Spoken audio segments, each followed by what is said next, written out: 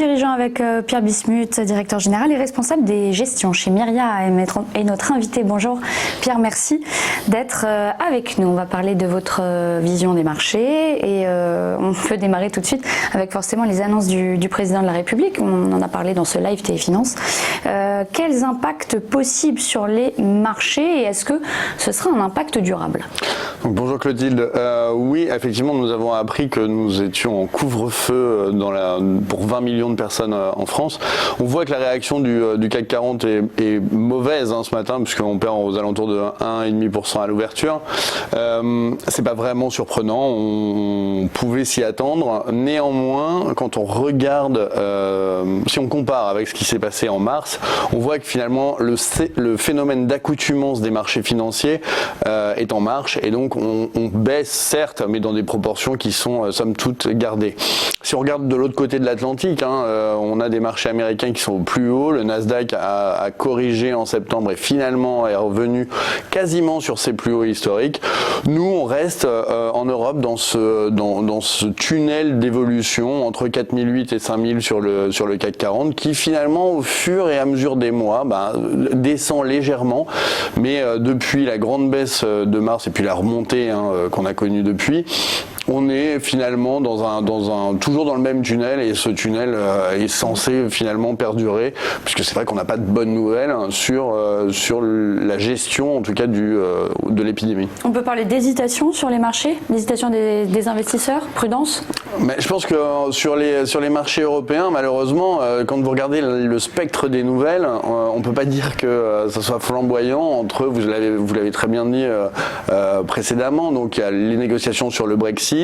On a le plan Next Generation UE qui est en place, mais on voit que c'est quand même très très long d'emprunter 750 milliards d'euros. C'est très long quand on regarde la gestion de l'épidémie aux États-Unis.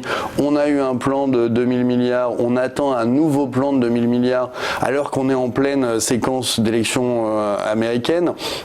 Donc c'est vrai qu'on est dans une espèce de Watt en Europe et c'est vrai que je pense que le marché voudrait en tout cas que ça délivre plus rapidement. Ce nouveau plan économique qui est attendu aux États-Unis, les démocrates et les républicains n'arrivent pas à se mettre d'accord. Si jamais il y a enfin un consensus trouvé, est-ce que ça peut déclencher quelque chose? En tout cas, c'est leur méthode de gérer la crise sanitaire. Donc on donne des chèques aux ménages pour qu'ils consomment, pour que l'économie américaine tienne.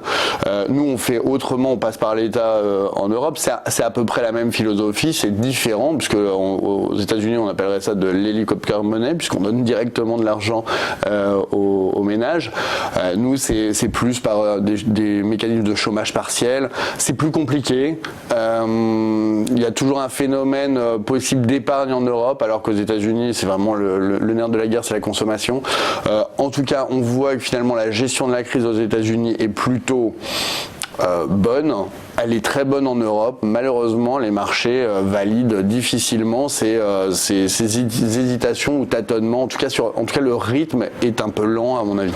Et concernant la politique, puisqu'on approche de l'élection présidentielle, quand on a appris que le président Trump était hospitalisé à cause du coronavirus, les marchés ont évidemment réagi, mais est-ce que cette incidence politique, elle peut être la même qu'en 2016 Alors moi, je crois pas du tout. En cas d'élection? Alors, je crois pas du tout. Je crois pas du tout qu'on revienne au délire, si vous me permettez l'expression, qu'on a connu en 2016, où finalement, on avait un sortant en plus très aimé en Europe, finalement pas tant que ça aux États-Unis, en tout cas pas dans tous les États, puisque Hillary Clinton a gagné en nombre de voix, mais en tout cas pas au niveau du système américain, donc des grands électeurs. Là, finalement, on a un sortant qui est Donald Trump.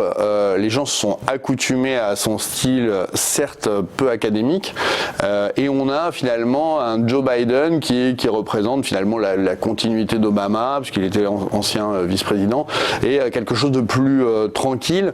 Donc on n'a pas cette rupture qu'on a eue en 2016, et je pense que finalement les marchés financiers vraiment l'élection américaine n'est pas véritablement un enjeu. Alors on pourrait bien sûr imaginer que Donald Trump ne reconnaisse pas l'élection, etc. Bon, là c'est vraiment de la politique fiction. On verra bien le mercredi 4 novembre au matin ce qui se passe. En tout cas, on n'est pas du tout dans des zones de volatilité qu'on a pu connaître en 2016. D'autant plus qu'on avait quand même le Brexit en 2016. Donc c'est vraiment pas la même chose. Là, on a finalement toutes les nations qui sont en train de lutter contre une crise sanitaire. Je ne pense pas que la gestion de l'épidémie entre Donald Trump et Joe Biden soit fondamentalement différente. Et en tout cas, l'impact sur l'économie, on sait que le plan de soutien arrivera, que ce soit avant le 3 novembre ou après le 3 novembre. Concernant les marchés, quelle performance retenir en ce moment? Qui se démarque?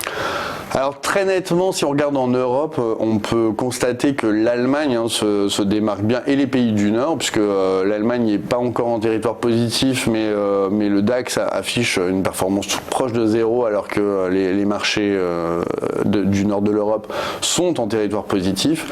Alors ça, c'est vraiment le phénomène toujours de cette puissance allemande qui arrive à exporter malgré la crise sanitaire. Alors c'est vrai que l'excédent commercial se réduit, mais on est quand même à des niveaux très élevés.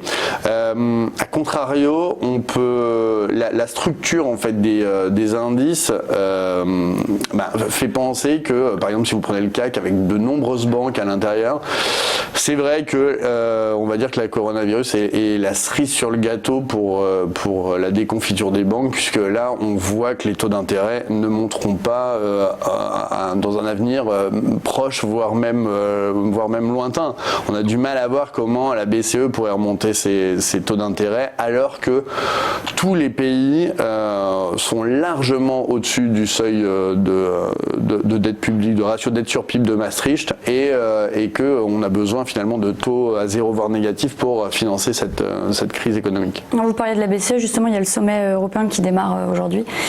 Sur 2 jours, à quoi s'attendre des banques centrales? Ça va être le même tempo que ce qu'on a connu sur les précédentes semaines? Oui, de toute façon, les banques centrales, alors j'ai vu ce matin un article de Philippe Wechter de Natixis qui a publié sur LinkedIn disant que les banques centrales n'étaient plus indépendantes. C'est bien dit, moi je trouve que c'est vraiment très bien dit, c'est que les gouvernements et les banques centrales ne peuvent marcher que main dans la main compte tenu du niveau de dette publique et compte tenu des enjeux de financement.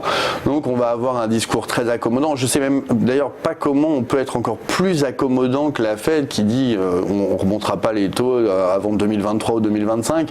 On a des bilans des banques centrales qui augmentent très fortement.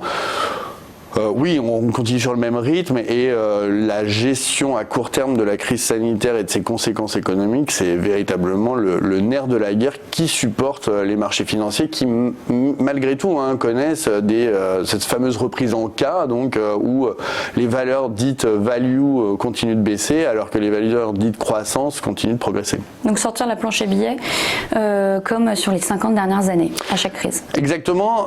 Alors, non seulement on a les moyens, puisque en fait, la capacité des pays occidentaux à lever de l'impôt est très importante. Donc on voit, si on regarde la France, qui est vraiment très proche de nous forcément, on devait interrompre la CRDS en 2022. Le gouvernement dit on ne monte pas les impôts, mais en fait la CRDS est prolongée jusqu'à 2033. Donc notre faculté de lever des taxes et des impôts finalement est assez forte, et c'est ça qui crédibilise en fait la devise qu'on pourrait considérer comme l'equity d'une nation ou d'un groupe de nations. Donc effectivement, sortir la planche à billets n'est pas véritablement très, très importante, tant que les devises tiennent, et c'est vrai que les devises occidentales, que ce soit l'euro, le dollar, le yen, comparativement aux autres devises, sont finalement assez fortes. C'est ce qui explique, pour conclure, que malgré cette crise économique, cette crise sanitaire, la bourse, elle tient le choc quand même. Elle tient le choc. Alors c'est vrai qu'en Europe, on a vraiment des disparités. Aux États-Unis, c'est beaucoup plus lisible, on va dire. Mais après, c'est vrai que la structure du marché aux États-Unis est très tirée par la technologie. Donc cette fameuse reprise en cas, c'est que plus les valeurs de croissance croissent au niveau boursier, plus elles pèsent lourd, et plus finalement les indices sont robustes. A contrario, c'est c'est vrai qu'en Europe, on a vraiment tout un pan de la côte qui est délaissé. Donc je pense aux banques, bien évidemment le secteur aérien, le secteur du tourisme.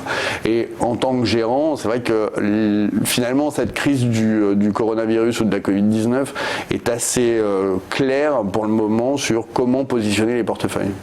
Merci beaucoup Pierre Bismuth d'avoir répondu à nos questions. C'était Parole de dirigeants.